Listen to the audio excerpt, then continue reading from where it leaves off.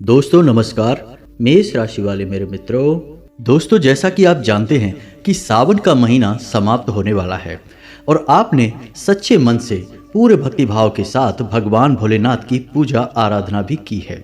हाँ, ऐसा कभी कभी हुआ है कि आप रोज भगवान के मंदिर नहीं पहुंच पाए हैं, लेकिन आप जब भी भगवान के मंदिर में गए हैं तो आपका भाव बहुत ही सच्चा और पवित्र रहा है। जी हाँ दोस्तों, तो ऐसे में अब सोचने वाली बात यह है कि आपके द्वारा की गई सच्चे मन से जो पूजा पाठ है, भगवान की जो भक्ति है, क्या भगवान आपकी भक्ति से प्रसन्न हुए हैं या नहीं?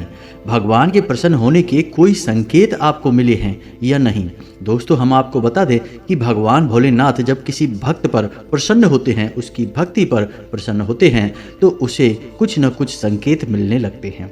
जी हाँ दोस्तों, ना केवल संकेत मिलते हैं बल्कि भगवान उस भक्त की किसी न किसी रूप में आकर परीक्षा भी लेते हैं। जी हाँ दोस्तों, अब यह बात भी बिल्कुल सत्य है कि भगवान कभी भी स्वयं किसी के सामने प्रकट नहीं होते हैं और यह इतना आसान भी नहीं है। जी हाँ दोस्तों, लेकिन भगवान किसी न किसी को माध्यम बनाकर आपकी परीक्षा अवश्य लेते हैं। तो ऐसे में आपको कैसे पता चलेगा कि भगवान आपकी परीक्षा ले रहे हैं, किस रूप में ले रहे हैं और क्या भगवान आपकी भक्ति से प्रसन्न हुए हैं? जी हाँ दोस्तों, तो आज के इस वीडियो में हम आपसे इसी विषय पर चर्चा करने वाले हैं, जिसमें कि हम आपको बताएंगे कि भगवान के प्रसन्न होने के कौन से स्पष्ट संकेत होते हैं।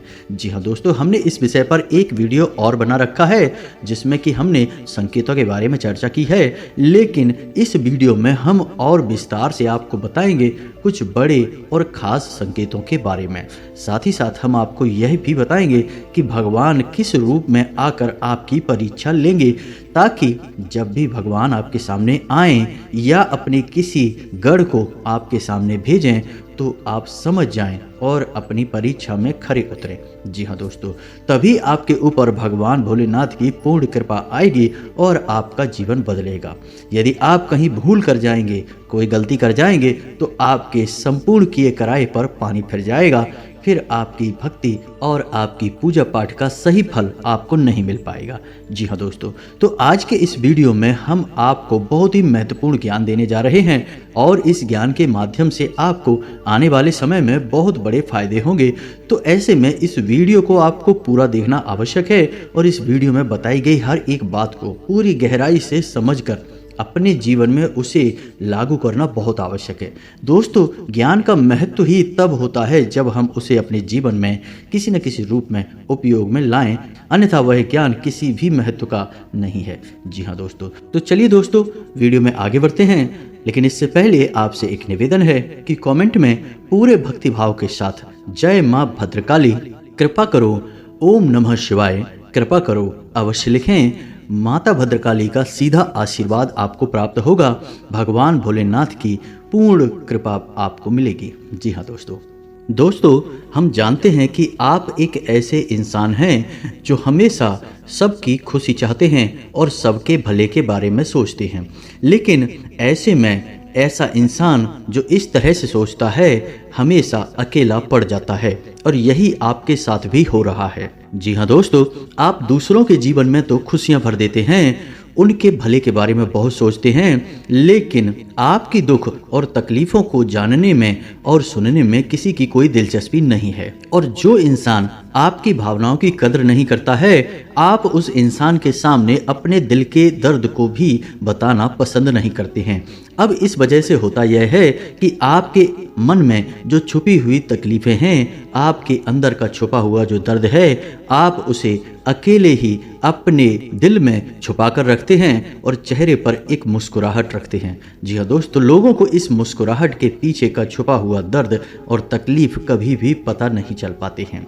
जी हाँ दोस्तों, आपकी जिंदगी की त्रासदी ही यही रही है कि आपने जिन जिन को अपना माना, उन्होंने ही आपका जरूरत के समय कभी भी साथ नहीं दिया। इसके बजाय होता यह है कि पीठ के पीछे आपके बारे में अनाप शनाप बातें की जाती हैं और जब भी बातें आपको सुनने को मिलती हैं तो आपको बहुत चोट पहुंचती है, आप दिल ही दिल में बहुत दुखी हो जाती हैं।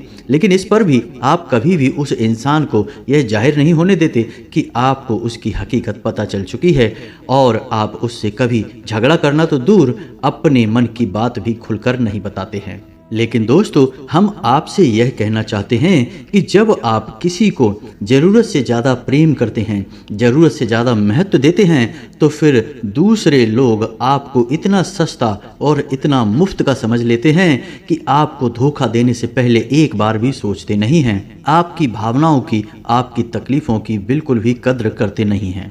जी हाँ दोस्तों, यह सब हम आपको इसलिए बता रहे हैं कि आपको अब थोड़ा मजबूत बनना होगा, अपने मन को, अपनी भावनाओं को मजबूत करना होगा और अपने भगवान में, अपने ईश्वर में पूर्ण आस्था रखते हुए पूरी शक्ति के साथ अपने जीवन में कर्म की ओर बढ़ना होगा और अपने जीवन में नई सफलता और नए कीर्तिमान स्थापित करने होंगे। फिर जब आप आगे बढ़ जाएंगे, सफल हो जाएंगे, कामयाब हो जाएंगे, तो यह दुनिया अपने आप आपके पीछे आएगी और आपके कदमों में झुक जाएगी। जी हाँ दोस्तों, होता ही यही है कि उगते सूरज को सभी सलाम करते हैं। तो आपके जीवन में संघर्ष है, परेशानियां हैं, तो ऐसे में आपके द्वारा किए गए अच्छे कर्म, अच्छी प्रेम भरी भावनाएं और बातें भी लोगों को अच्छी नहीं लगती हैं। जी हाँ दोस्तों, तो अब आप सारी दुनिया के विचारों को अपने दिमाग से बाहर निकालिए और भगवान की भक्ति में लीन हो जाइए, क्योंकि सच्चा सुख वही है और सारी मनोकामनाएं भी पूर्ण वहीं से होती हैं। जी हाँ दोस्तों, तो चलिए शुरू करते हैं और आपको बताते हैं कि भगवान आपकी भक्ति से प्रसन्न हुए हैं। इस बात के कौन से बड़े संकेत हैं जो आपको मिले हैं या नहीं मिले हैं। यदि मिले हैं तो आप कमेंट करके बताना कि इनमें से कौन सा संकेत आपको मिला है। तो दोस्तों, यदि ऐसा होता है कि किसी दिन आपकी ब्रह्म मुहूर्त में आंख खुल जाती है, जी हाँ दोस्तों, यानी 3 बजे से 5 बजे के बीच में आपकी अचानक आंख खुल जाती है और आपके मन में अचानक ही भगवान भोलेनाथ का स्मरण आने लगता है, या फिर आप घर से बाहर निकलें या अपने आंगन में पहुंचें और ऊपर देखने पर आपको चांद के दर्शन हो जाते हैं। दोनों ही स्थितियों में आप मानकर चलिए कि भगवान आपसे बहुत प्रसन्न हैं और आपको पुकार रहे हैं और कह रहे हैं कि अपनी भक्ति के स्तर को बढ़ाओ ताकि भगवान आपके नज़दीक आ सकें। जी हाँ दोस्तों, अब दूसरा संकेत ध्यान से समझिए। आप जानते हैं कि भगवान भोलेनाथ के प्रमुख गढ़ नंदी महाराज हैं और वे उनकी सवारी भी हैं। तो अब ऐसे में यदि भगवान आपके नज़दीक आना चाहेंगे तो सबसे पहले अपने प्रमुख गढ़ को ही आपके पास भेजेंगे। तो अब होगा यह कि आप सुबह सुबह अपना दरवाज़ा खोलेंगे और आपके सामने सफ़ेद रंग के नंदी खड़े होंगे। जी हाँ दोस्तों, या फिर ऐसा हो सकता है कि आप घर से बाहर किसी कार्य के लिए निकलें और आपका रास्ता काट जाएं सफ़ेद रंग के नंदी, यानी किसी न किसी रूप में। यदि सोमवार के दिन सफ़ेद रंग के नंदी आपको दर्शन देते हैं तो आप समझ जाइए कि भगवान भोलेनाथ आपसे बहुत प्रसन्न है और यह स्पष्ट संकेत है भगवान भोलेनाथ की कृपा का। जी हाँ दोस्तों, अब अगला संकेत सुनिए। आपका कोई ऐसा कार्य जो बहुत समय से रोका पड़ा था, आपको परेशानी दे रहा था, मानसिक तनाव और चिंताएं दे रहा था, लेकिन जैसे ही आपने भगवान भोलेनाथ की पूजा अर्चना करना शुरू किया, आपकी पूजा से भगवान खुश हुए, तो आपके उस काम में गति हो जाएगी, आपकी मानसिक चिंताएं दूर हो जाएंगी, किसी न किसी रूप में आपको उस कार्य से जुड़ी हुई अच्छी खबरें सुनाई देगी। जी हाँ दोस्तों, यदि कोई विवाद है, यदि कोई बड़ी समस्या है, तो वह भी समाप्त हो जाएगी। यह बहुत अच्छा संकेत है। जी हाँ दोस्तों, अगला संकेत कि भगवान भोलेनाथ आपसे खुश हैं कि नहीं, यह रहेगा कि आपके मन से डर निकल जाएगा। जी हाँ दोस्तों, जहाँ पहले जो परिस्थितियाँ, जो बातें आपको डराती थीं, किसी प्रकार का भय या चिंता मन में बनी रहती थी, जैसे भविष्य को लेकर चिंताएं मन में बनी रहती थी, तो अब वे चिंताएं दूर हो जाएंगी।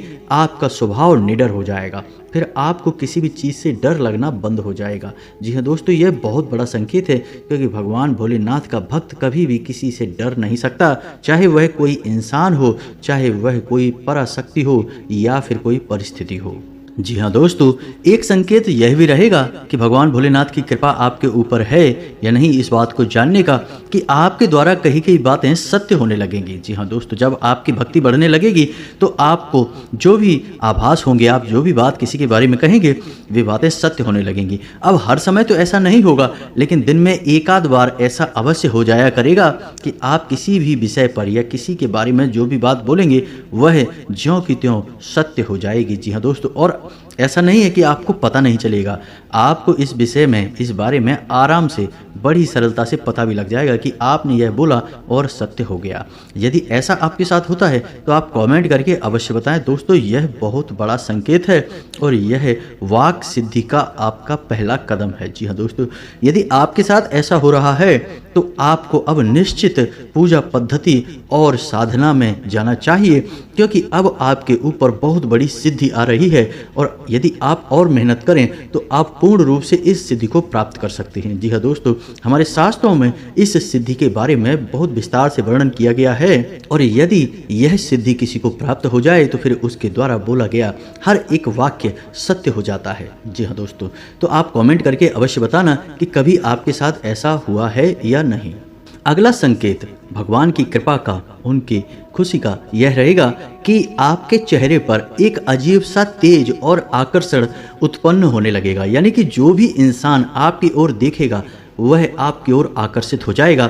जो भी आपसे जरा सी बात कर लेगा वह आपकी बातों में खो जाएगा, आपको कभी भूल नहीं पाएगा। जी हाँ दोस्तों, यानी कहने का मतलब यह है कि आपकी नज़रों में, आपके चेहरे में एक तेज, एक आकर्षण उत्पन्न हो जाएगा, जो भगवान की भक्ति और कृपा का स्पष्ट संकेत है। दोस्तों, अब इसी से जुड़ा हुआ एक संकेत और भी है कि जैसे जैसे आपका तेज बढ़ेगा वैसे वैसे समाज में आपका सम्मान और कद भी बढ़ने लगेगा। जी हाँ दोस्तों, चाहे आपका दोस्त हो या दुश्मन हो, आपके खिलाफ कुछ भी बोल नहीं पाएगा और यदि वह आपसे सामना करेगा तो आपके सामने झुक जाएगा, यानी कि आपसे नजर मिलाने की हिम्मत नहीं कर पाएगा। जी हाँ दोस्तों, और बाकी के कुछ छोटे छोटे संकेत और भी होते हैं दोस्तों, जैसे कि दिन के किसी भी वक्त आपको मंदिर की घंटियां सुनाई देना। जी हाँ दोस्तों, सपने में भगवान भोलेनाथ से जुड़ी हुई बातें दिखाई देना, चीज़ें दिखाई देना, जैसे कि त्रिशूल दिखाई दे सकता है, सांप दिखाई दे सकता है, नंदी महाराज के दर्शन हो सकते हैं और विशेष परिस्थितियों में स्वयं भगवान भोलेनाथ के दर्शन भी हो सकते हैं। जी हाँ दोस्तों, सामान्य तौर पर शिवलिंग के दर्शन होते हैं, लेकिन मानव स्वरूप में भी भगवान भोलेनाथ के दर्शन होते हैं, लेकिन बहुत खास लोगों को ही ऐसे दर्शन प्राप्त होते हैं। जी हाँ दोस्तों, तो अब आप कमेंट करके हमें बताना कि आपको भगवान ने किस रूप में दर्शन दिए हैं। यदि आपको सपना आया है जिसमें भगवान के दर्शन हुए तो किस रूप में हुए और आपको फिर कैसा महसूस हुआ। जी हाँ दोस्तों, क्योंकि जब भगवान के दर्शन होते हैं या भगवान से जुड़ी किसी भी वस्तु के दर्शन होते हैं तो आपकी भावनाएं बदलने लगती हैं, आपके मन के विचार भी बदल जाते हैं। ऐसे में खास बात यह है कि आप इस तरह के सपनों के बारे में किसी से कोई चर्चा ना करें, क्योंकि यह भक्त का भगवान से जुड़ाव है और इन बातों की चर्चा करके आप अपने इस रिश्ते को, जो कि नया नया बना है, इस रिश्ते को खराब करेंगे। तो भूल कर भी आप इस तरह के सपनों के बारे में किसी से चर्चा ना करें। अपने भक्ति के स्तर को बढ़ाएं, पूजा पाठ में और मेहनत करें, भगवान आपसे प्रसन्न हैं। जी हाँ दोस्तों, तो यह तो थी वे बातें जिनसे आपको पता लग जाएगा कि भगवान आपकी भक्ति से प्रसन्न हो रहे हैं कि नहीं। अब होता ऐसे में यह है दोस्तों कि जैसे जैसे भगवान भक्त से प्रसन्न होते हैं वैसे वैसे वे भक्त की परीक्षा भी लेना चाहते हैं। जी हाँ दोस्तों, क्योंकि वे जानना चाहते हैं कि यह भक्त किस प्रकार की भक्ति कर रहा है, क्योंकि कुछ भक्तियाँ ऐसी होती हैं जो कि मन में गलत भावों को लेकर की जाती हैं या फिर यूं कहें कि दिखावटी होती हैं। तो ऐसा नहीं हो सकता कि किसी दिखावटी नकली भावनाओं वाले इंसान से भगवान प्रसन्न हो जाएं। संकेत मिल सकते हैं, क्योंकि संकेत तो पूजा पाठ की क्रिया के खिलाफ प्रतिक्रिया मानकर आप चल सकते हैं, लेकिन भगवान उस भक्त की परीक्षा लेकर यह निश्चित कर लेते हैं कि यह भक्त भगवान की कृपा का पात्र है भी या नहीं। जी हाँ दोस्तों, तो अब ध्यान से सुनिए, हम आपको 5 संकेत बताएंगे जिनसे आपको पता चलेगा कि भगवान भक्त की परीक्षा किस प्रकार से लेते हैं। जी हाँ दोस्तों, अब ध्यान से सुनिए। पहला संकेत यह रहेगा, जैसा कि आप जानते हैं कि भगवान भोलेनाथ को पशुपति नाथ कहा जाता है। भगवान भोलेनाथ प्रकृति प्रेमी हैं। आप उनके रूप, रंग और उनके रहन सहन से ही यह बात आसानी से पता लगा सकते हैं, क्योंकि भगवान भोलेनाथ किसी भी प्रकार का आभूषण धारण नहीं करते। आभूषण के रूप में भी जीव जंतुओं को ही धारण करते हैं, वन में निवास करते हैं, पर्वत पर रहते हैं, कोई महल नहीं है, तो आप समझ सकते हैं कि भगवान प्रकृति से, जीव जंतुओं से कितना अधिक प्रेम करते हैं। तो जब भगवान किसी भक्त की परीक्षा लेना प्रारंभ करते हैं तो ऐसे में सबसे पहला संकेत यह होता है कि वे आपके आसपास अपने गणों को भेजते हैं और आपके व्यवहार को जांचते हैं। जी हाँ दोस्तों, यह आपके लिए बहुत आवश्यक है कि आप जब भगवान की भक्ति कर रहे हों, खास तौर से भगवान भोलेनाथ की भक्ति कर रहे हों, तो आप किसी भी जीव जंतु के खिलाफ कैसी भी हिंसा ना करें। जी हाँ दोस्तों, भूल कर भी ऐसे विचार भी अपने मन में ना लाएं।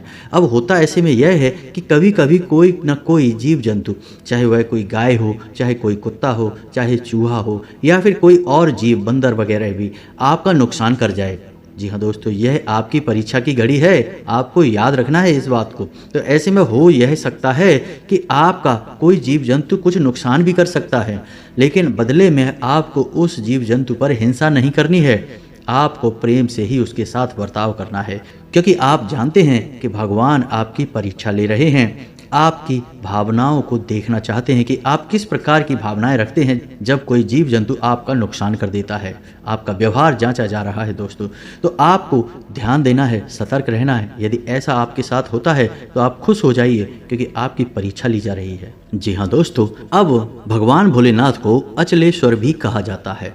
तो अब ऐसे में भगवान उस भक्त की दूसरे रूप में परीक्षा इस प्रकार ले सकते हैं कि वे अपने भक्त की अचल स्वभाव को, अडिग स्वभाव को जांच सकते हैं। तो ऐसे में हो सकता है कि आप जैसे जैसे भगवान की भक्ति करें, आपके जीवन में पीड़ाएं बढ़ने लगें, तकलीफ़ें बढ़ने लगे। जी हाँ दोस्तों, ऐसा हो सकता है कि आप भगवान की पूजा कर रहे हैं अपने जीवन की दुखों और तकलीफ़ों से मुक्ति के लिए, लेकिन होगा उल्टा कि आपके जीवन में संघर्ष बढ़ जाएगा, तकलीफ़ें बढ़ जाएंगी। लेकिन आप डरना नहीं, आप बिल्कुल भी मन में शंका उत्पन्न मत होने देना। भगवान आपको जांच रहे हैं, आपकी परीक्षा ले रहे हैं, आपको बस डटे रहना है, कुछ समय तक इंतजार करना है।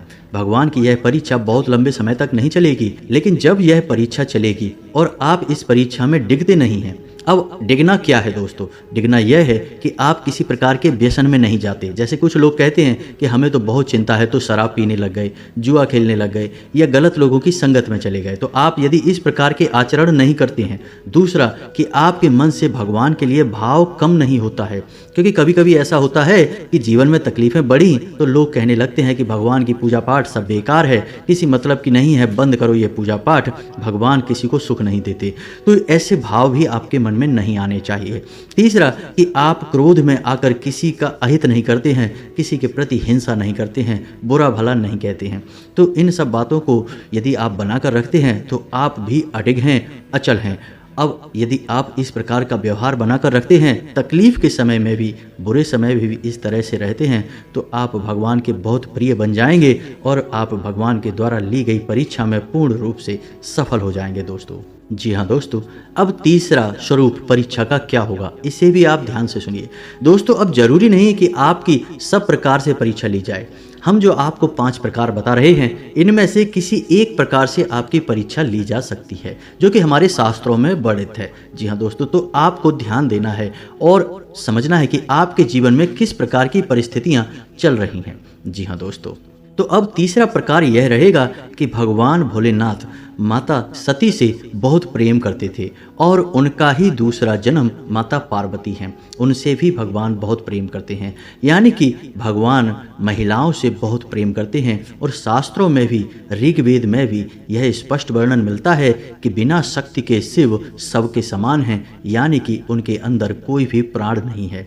यानी कि कहने का तात्पर्य यह हुआ कि भगवान भोलेनाथ महिलाओं का बहुत सम्मान करते हैं, उनसे बहुत प्रेम करते हैं। तो अब होगा यह है कि आपके जीवन में जो महिलाएं जुड़ी हुई हैं, चाहे कोई भी हो, आपकी माता हो सकती है, आपकी बहन हो सकती है, आपकी पत्नी हो सकती है, या फिर आपके कार्यस्थल पर कार्य करने वाली कोई महिला हो सकती है, वह आपके खिलाफ कोई ऐसा बर्ताव करे, व्यवहार करे जो आपको बिल्कुल भी पसंद नहीं आएगा। जी हाँ दोस्तों, और लगातार यह व्यवहार उसका आपके खिलाफ बना रहेगा। जी हाँ दोस्तों, तो अब ऐसे में आपको पूरे धैर्य के साथ काम लेना है और इंतजार करना है। परिस्थिति बदलेगी, भगवत कृपा होगी और वह महिला आपके खिलाफ की बजाय आपके साथ नजर आएगी। लेकिन यह तो भगवान का खेला गया खेल है, भगवान की लीला है कि उसका मनोभाव आपके लिए बदल गया है। तो अब ऐसे में आपको विचलित नहीं होना है, भगवान को याद करते रहना है और उस महिला के स्वरूप में भी भगवान के दर्शन करने हैं। जी हाँ दोस्तों, आप देखेंगे चमत्कार हो जाएगा। यदि आप महिलाओं का सम्मान करते रहेंगे, महिलाओं का अपमान नहीं करेंगे, तो आप भगवान के बहुत करीब हो जाएंगे, उनकी भक्ति के शुद्ध पात्र बन जाएंगे। जी हाँ दोस्तों, अब चौथा संकेत, इसे भी आप ध्यान से समझिए। भगवान भोलेनाथ ने कालकूट विष को अपने गले में धारण किया था, इसीलिए उनका नाम नीलकंठेश्वर हुआ। जी हाँ दोस्तों, साथ ही साथ भगवान अपने गले में नागराज वासुकी को धारण करते हैं, जिनके जहर में भयंकर विनाश की शक्तियां हैं। तो अब आप समझिए कि इससे क्या तात्पर्य है। इससे मतलब यह है कि भगवान पीड़ाओं को भी सहन करते हैं दूसरों के हित के लिए। जी हाँ दोस्तों, तो यदि आपके मन में भी ऐसा भाव रहे जैसे कि आप दूसरों को सुख पहुंचाने के लिए खुद कष्ट में चले जाएं, फिर भी आपको कोई चिंता ना हो, कोई परवाह ना हो, आपका नुकसान हो जाए पर दूसरों का भला हो जाए, ऐसे भाव में यदि आप रहेंगे तो भगवान आपकी भक्ति से प्रसन्न हो जाएंगे। अब ऐसा होगा कब? जब आपने भगवान भोलेनाथ की पूजा अर्चना शुरू की तो आपके जीवन में कुछ ऐसी परिस्थितियां बनेंगी जिसमें कि कोई आपकी मदद मांगने आएगा। कोई आपका नज़दीकी होगा, करीबी होगा, रिश्तेदार होगा, कोई ना कोई ऐसा व्यक्ति जो आपकी मदद मांगने आएगा। अब आपको उसकी मदद करने में कुछ ना कुछ नुकसान अवश्य हो रहा होगा। जी हाँ दोस्तों, अब आप अपना दिमाग लगाएंगे तो आपको लगेगा कि हमारा तो इसमें बहुत नुकसान है, हम इसकी मदद क्यों करें, इससे मना कर देते हैं। तो अब यदि आप उसे ना बोलेंगे तो समझिए कि आपकी भक्ति निष्फल हो जाएगी। यह परिस्थिति आपके जीवन में जानबूझकर पैदा की गई है। यह भगवान की लीला है, यह भगवत लीला है। आप इसे समझिए, आप निस्वार्थ भाव से उसकी मदद कर दीजिए और आप देखेंगे कि चमत्कार होगा। आप इस परीक्षा में पास हो जाएंगे, भगवान आपसे प्रसन्न हो जाएंगे।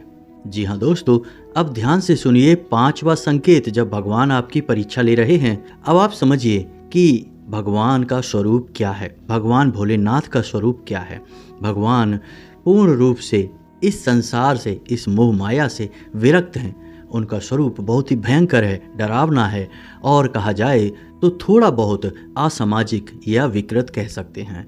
तो अब आप समझिए कि जब आपकी भक्ति की पराकाष्ठा होगी, चरम सीमा होगी, आपका भाव बहुत ही चरम होगा, तो ऐसा हो सकता है कि भगवान स्वयं ही किसी न किसी ऐसे व्यक्ति का रूप लेकर आपके सामने आ जाएं कि आप उन्हें पहचान ही ना पाएं। जी हाँ दोस्तों, तो अब ऐसे में होगा यह कि आपसे मदद मांगने, भीख मांगने, भिक्षा मांगने कोई एक ऐसा व्यक्ति आ सकता है जो देखने में बिल्कुल ही कुरूप होगा, शराबी सा लग रहा होगा, बहुत ही अजीब बातें कर रहा होगा और उसकी नज़रें आपके ऊपर ही ठहरी होंगी। जी हाँ दोस्तों, जब वह आपके नज़दीक आएगा तो आपके मन में सबसे पहला भाव यही उत्पन्न होगा कि इससे दूरी बना लो, इसे जल्दी से जल्दी अपने पास से भगा दो। जी हाँ दोस्तों, यह भगवान की सबसे कठोर परीक्षा होती है। इस परीक्षा में भगवान स्वयं आते हैं और इस परीक्षा को पास कर पाना हर एक के बस की बात नहीं। अक्सर लोग इस परीक्षा में फेल हो जाते हैं। जी हाँ दोस्तों, क्योंकि लोगों का मन का भाव यही होता है कि यह तो शराबी है, यह तो इसी तरह से रहता है। लेकिन आपको समझना है, जब आप भक्ति में हैं, साधना में हैं, भगवान की पूजा पाठ में लीन हैं, तो ऐसे में कोई भी कार्य निरर्थक नहीं है। आपके पास यदि वह आया है तो उसका कोई कारण है। बिना किसी कारण के भक्त के साथ कोई घटना घट नहीं सकती। हर एक घटना का कारण स्वयं भगवान होते हैं। जी हाँ दोस्तों, तो अब ऐसी अवधि में जब आप भगवान की विशेष पूजा कर रहे हैं, भगवान को चाहे जल ही अर्पित नियमित रूप से क्यों ना कर रहे हों, यदि आपके पास ऐसा कोई व्यक्ति आए जो आपसे भीख मांगे, खाने को कुछ मांगे या पैसे मांगे और आपको उसके स्वरूप को देखते ही एक अजीब सा विकृत घिनौना सा भाव उत्पन्न हो, तो आपको उससे विचलित नहीं होना है, उसके साथ गलत बर्ताव नहीं करना है। जी हाँ दोस्तों, आपको उससे प्रेम से ही बर्ताव करना है और उसे निश्चित तौर पर कुछ ना कुछ खाने को अवश्य देना है। पैसे रुपए भी थोड़े बहुत आप उसे दे सकते हैं, आपका कुछ नहीं जाएगा दोस्तों। अच्छा चलो, आप हमारी एक बात मान कर चलो, क्योंकि अब ऐसे में कुछ लोग जो ज़्यादा बुद्धिमान होंगे वो दिमाग लगाएंगे कि हम अपना पैसा ऐसे किसी शराबी को क्यों दे दें। दोस्तों, हम आपसे कह रहे हैं, आप एक प्रयोग करके देखिए। आप जब घर से बाहर निकलें तो देखें नज़रों को फैलाकर चारों तरफ, यदि कोई ज़रूरतमंद मजबूर भिखारी आपको सड़क के किनारे मिल जाए या कोई ऐसा लगे आपको कि यह महिला है, यह बूढ़ा व्यक्ति है और इसकी मदद करनी चाहिए। आप चुपचाप बस उसे कुछ रुपए दे दीजिए। जी हाँ दोस्तों, हम आपसे कहते हैं रुपए दे दीजिए, और रुपए देने में कंजूसी मत करना दोस्तों। आपकी जेब में जितने हैं आप सब दे देना, चाहे 500 का नोट हो, चाहे 1000 हो, चाहे 100 हो, चाहे 200 हो। आप यकीन मानिए दोस्तों, उसके बाद आप 30 दिन तक यानी 1 महीने तक इंतज़ार करिए। 1 महीने के अंदर अंदर आपने जो उसे रुपए दिए हैं उसका 100 गुना बनकर आपके सामने ना आ जाए तो फिर कहना। जी हाँ दोस्तों, ऐसा नहीं है, भगवान की ही तो लीलाएं हैं, सब कुछ भगवान का ही तो रचा बसा है। हम तो केवल छोटे छोटे से पात्र हैं या मोहरे हैं जो भगवान के ही द्वारा बनाए गए हैं। हमें इन सब बातों पर विश्वास अवश्य ही करना चाहिए, क्योंकि ज़रूरत से ज़्यादा तर्क लगाने से कभी कभी बातें बिगड़ जाती हैं। जी हाँ दोस्तों, उम्मीद है कि हमारे द्वारा बताई गई बातें आपको समझ में आई होंगी। आप इन बातों का कहीं ना कहीं उपयोग करके अपने जीवन में किसी प्रकार का बदलाव अवश्य लेकर आ पाएंगे। अब आपके जीवन में कौन सी घटनाएं घटी हैं, किस प्रकार से आपने उन घटनाओं के साथ बर्ताव किया है, इस बात को आप कमेंट करके हमें अवश्य बताएं। साथ ही साथ यदि आपका कोई प्रश्न है तो आप उसे भी कमेंट करके अवश्य पूछें, हम आपके प्रश्नों के जवाब देने की पूरी कोशिश करेंगे। इसी के साथ आज के इस वीडियो को विराम देते हैं।